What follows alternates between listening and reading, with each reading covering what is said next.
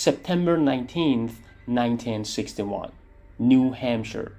A lonely highway, a married couple driving home under a quiet sky.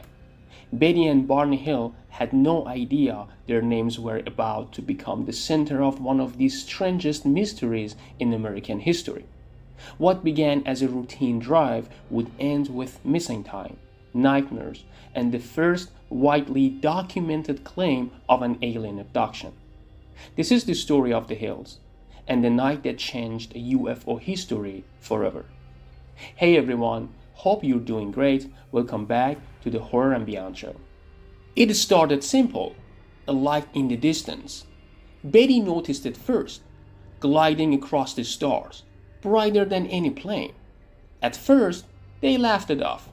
A satellite, maybe a star, but when the light began to move with their car, something primal shifted. Barney stopped the vehicle, stepped out with his binoculars, and froze. Hovering above the trees was a disc-shaped craft, silent, metallic, alive with a strange motion. Through the windows, he swore he saw figures staring back.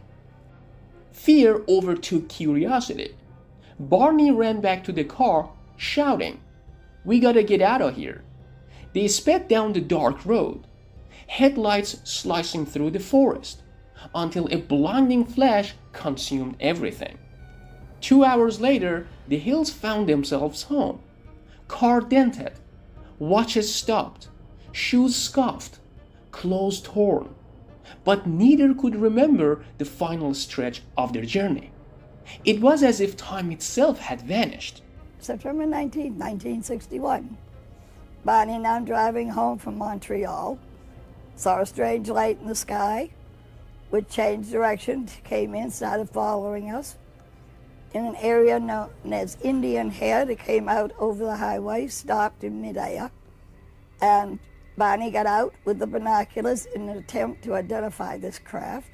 And the craft began to descend, and he had the feeling they were trying to kidnap him. He ran back to the car. We went speeding down the highway to avoid capture. In the weeks that followed, Betty began to dream. Vivid, disturbing images. Beings with large eyes, metallic rooms, cold instruments.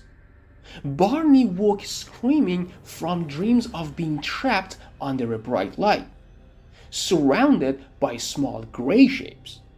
Finally, in 1964, they sought help from psychiatrist Dr. Benjamin Simon, who used hypnosis to uncover the missing hours.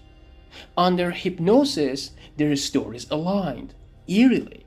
Both described being taken aboard a craft, examined by non-human beings, and shown a star map. Betty even drew it, a pattern of suns and planets later compared to real constellations. They were standing in the middle of the road, blocking our way. This is what we saw when the car motor stalled out.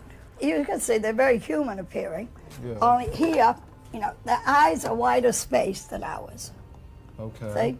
Right. The nose is smaller and a thin slit for a mouth. No hair, no protruding part of the ear. We were taken on board, and we were told to relax, no harm was going to come to us, and we did. When their story went public, America was torn. Skeptics called it stress, hallucination, or the power of suggestion. But to others, it was proof that extraterrestrial contact had already begun. The Hills never sought fame. In fact, Barney's health declined under the pressure, and Betty spent the rest of her life defending their truth.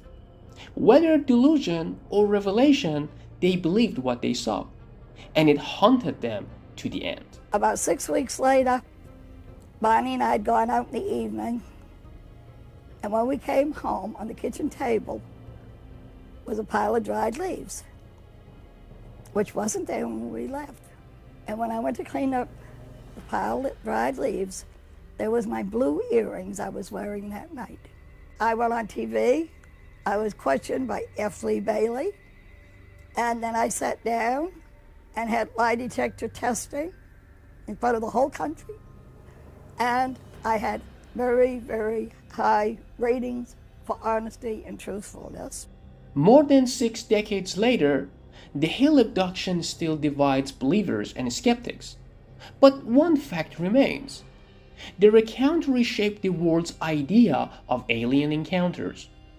Every abduction story since, every movie, every headline echoes that night on a lonely New Hampshire road. Maybe it was fear, maybe imagination, or maybe something really was out there, watching from above. The truth, like the stars they described, remains just out of reach. This is the Horror and Beyond show, where every legend begins with a single night of terror. So, what do you think really happened that night? Drop your theory in the comments, I'll be reading them all. And if you love true horror mysteries like this, subscribe so you never miss the next encounter. Until next time, keep your eyes on the skies.